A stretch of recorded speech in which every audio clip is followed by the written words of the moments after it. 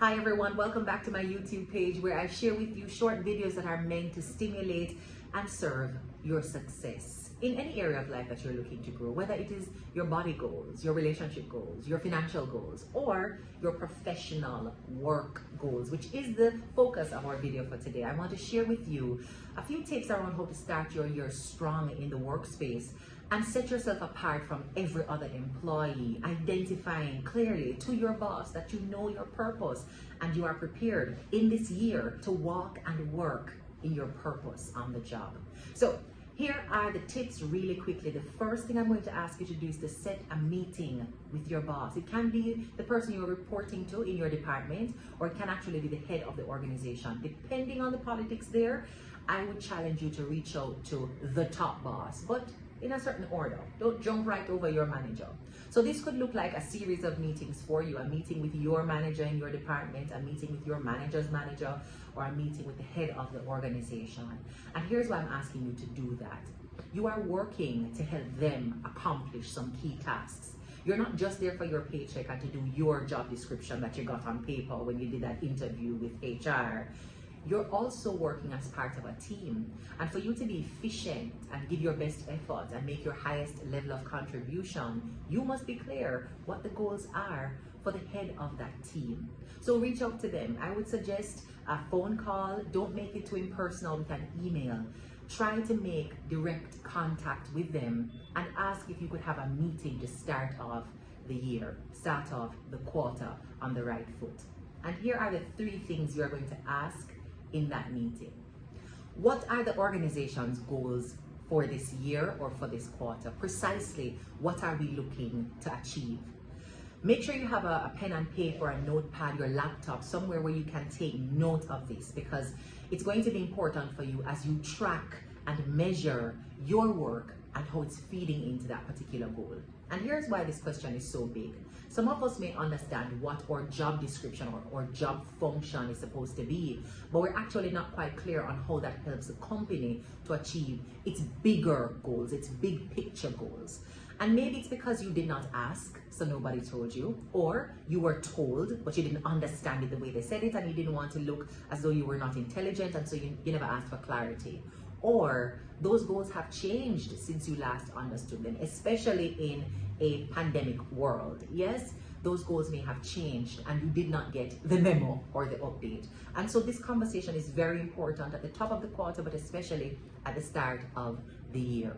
What are the organization's goals this year? And make a note of what those goals are. Your next question ought to be, well, how does my job, my post, my role in the company help to achieve these goals? Now, this is an opportunity here for conversation, for clarity. So you may have a little bit of back and forth with this question as you get the answer from the manager or the CEO. And here is why this might be a rich space for conversation. One, that person may not see the direct link either. And so together in conversation, you may be creating that link, defining that link, or even refining the link if it is already clear to your manager or your supervisor. But ask so that you get the clarity and make a note of it again. You become very lucid when you think about why you're showing up for work. It's no longer just about your paycheck. It's no longer just to make sure that you do the minimum required so you don't get fired. You are understanding what the company seeks to achieve, why they hired you, and how your job is supposed to plug into that larger company vision. So again, make sure you have somewhere to take note of the responses and keep that in mind as you're working, because there will be days when you feel as though your job doesn't matter, your role doesn't matter, nobody cares about the work that you do, you don't get enough recognition because some of the back office tasks aren't up there for people to see and talk about every day.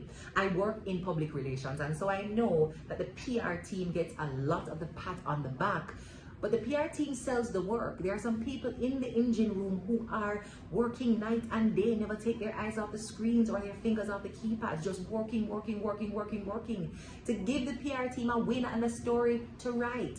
And so I can completely understand if sometimes you feel as though you are invisible on the job or having no impact or value. And so this conversation makes it clear to you why you have to show up and give your best effort, and how that best effort helps to pull the team forward and push it even beyond the goalposts that have been set for the year. Now, here is your third question, and this speaks specifically to you now and how seriously you are taking your role in the company. I want you to consider what skill sets you currently have and what skill sets you do not have that are required for you to be at your highest level working in your job and completing your tasks. Where do you see a skill gap? Maybe that was identified in your end of quarter review with your manager.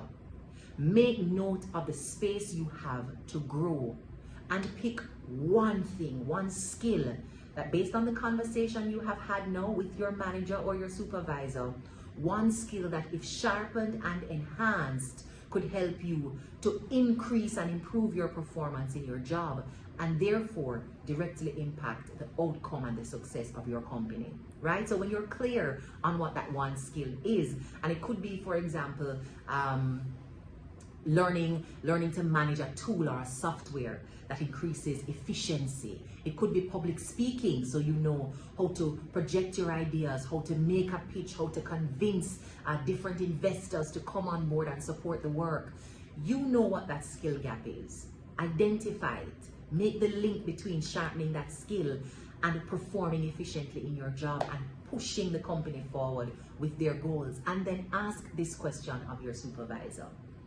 I have found a course, a program, a school, an agency, an individual who coaches, trains, sharpens skills in this area. And I can see clearly how improving in this area can improve my own performance and the company's goals. To what extent can the company support my skill development this year? And could this be a prioritized skill for us to work on? No, they may say no. They may say no. They may say we don't have the budget. We've never done that before. That's not the kind of thing we do. But there's so many companies who are looking to invest in their staff skill set, but the staff don't even know what skills they need to improve. The staff doesn't even have the courage to ask for support in improving that skill.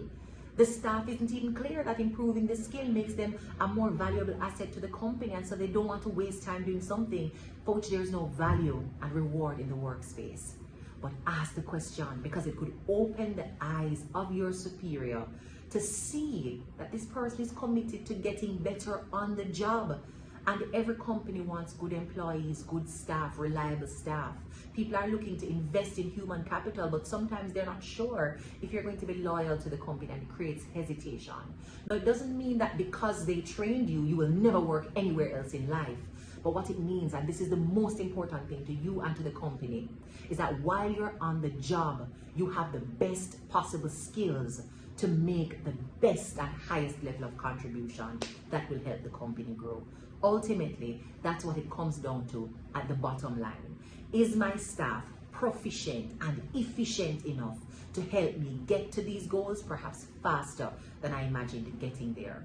So I'm challenging you to have that conversation with your manager or supervisor, CEO, boss at the start of this year. Do not allow the first quarter to end without securing that meeting. But don't even delay. Ask right now.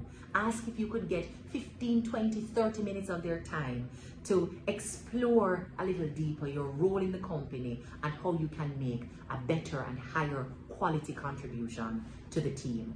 I'm almost certain that 100% of the good bosses that exist will say yes almost on the spot and allow you this room to discuss and clarify what your purpose is on the job when you come to work on purpose. I hope this is helpful for you, and if you do have that conversation with your boss, come back and drop a comment below and let me know how that conversation went.